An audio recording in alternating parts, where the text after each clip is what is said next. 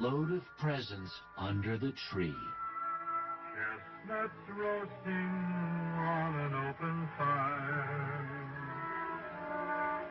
Jack Frost nipping at your nose. Tiny tots with their eyes all aglow will find it hard to sleep tonight. The joy of opening up gifts is one of the things that makes Christmas what it is. He's loaded lots of toys and goodies. It's the mystery of all these packages. And I think that's why we wrap them. It's exciting to have a package lying there with silver paper on it. You don't know what's in it. And you open it up, and there it is. It's something that's really great, that you really wanted.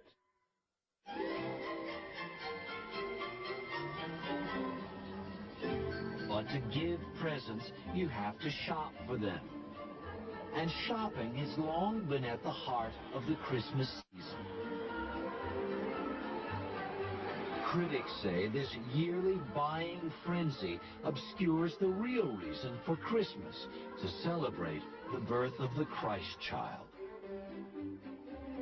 Celebrating the birth of Christ, the gift that God gave us, and as much as the gifts we give our children on Christmas Day. But she wants all the toys, right?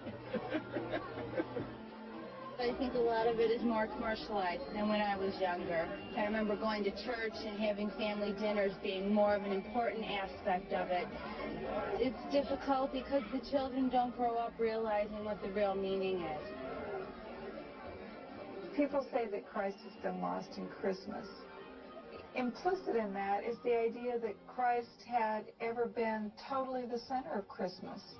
And as Christmas has been celebrated ever since it was instituted as a feast of the Nativity, there has always been other ritual, other ceremony, other activity associated with Christmas in addition to Christ.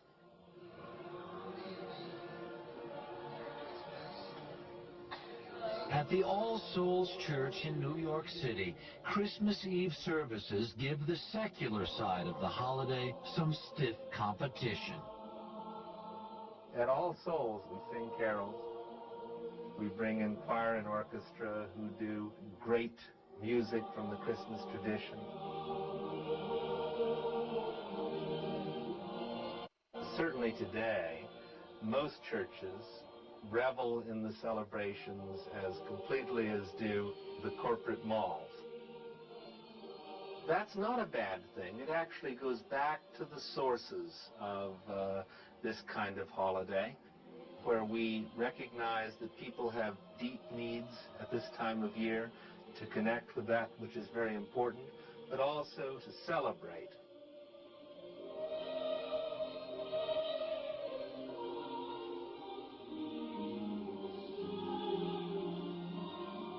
I think it's 50–60% of the population going to one kind of Christmas religious service or another.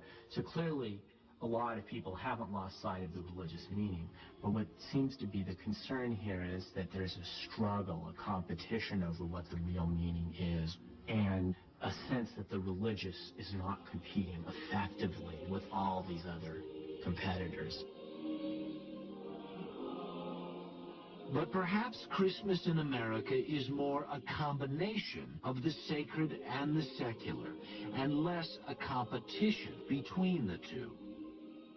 I think that if people had Christmas with just Christ in it, it would not be a holiday that would come out into the streets the way that it does, because the trees, the carols, the shopping, all of that becomes the cultural material that holds the religion in place.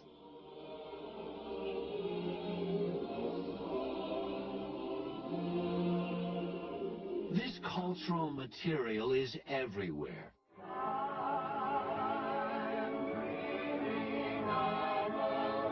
Certain certain songs and movies have become as much a part of Christmas as the tree.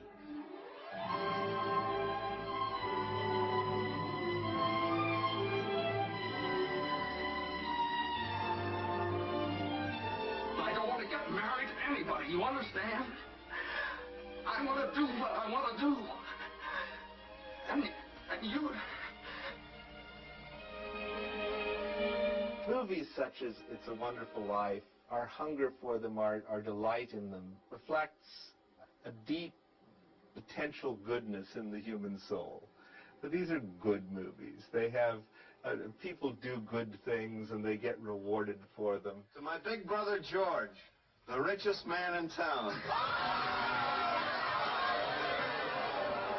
Someone might say that this was a trivialization of Christmas.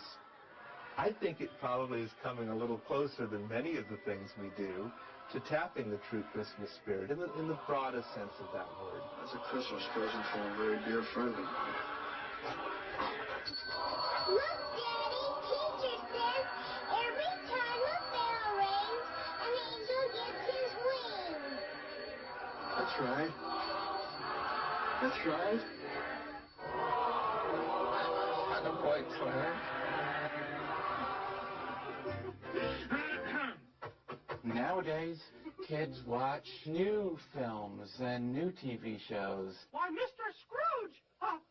Merry Christmas!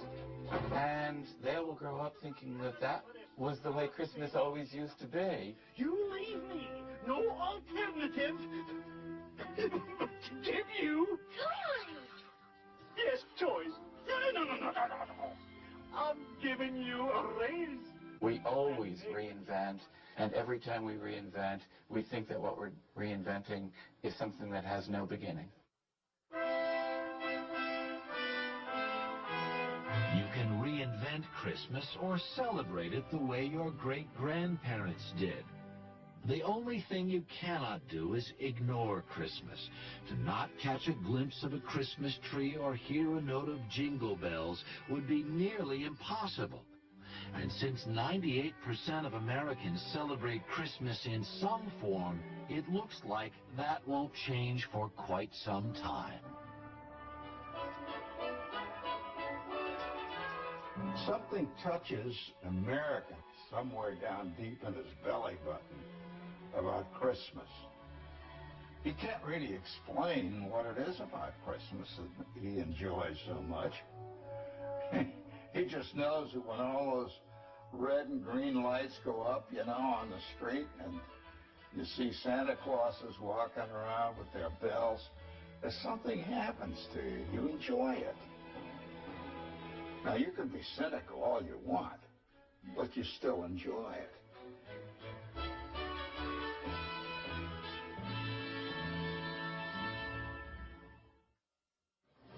Charles Dickens and Washington Irving may have invented our idea of the nostalgic Christmas, but the images worked. Somehow, a holiday that celebrates the domestic pleasures of children and family was just what we wanted. It's as though the spirit of Christmas has always been with us, and perhaps it always will be. For the History Channel, I'm Harry Smith. Thanks for watching.